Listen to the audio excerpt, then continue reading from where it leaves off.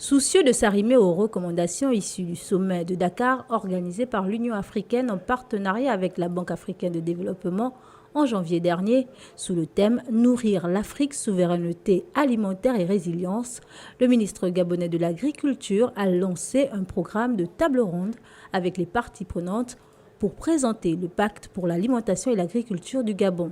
Ce pacte qui s'inscrit parfaitement dans la vision du PSE et les objectifs du PAT a pour ambition de coaliser et d'orienter tous les efforts vers un développement harmonieux des chaînes de valeur agricoles. Le pacte pour l'alimentation et l'agriculture du Gabon est un document qui résume les objectifs du gouvernement en termes de développement agricole contenus dans le plan d'accélération et de la transformation. Il vise principalement la production du riz sur le plan local, mais aussi le développement de l'élevage de poulets. Ça va se matérialiser par un accroissement substantiel des surfaces cultivées.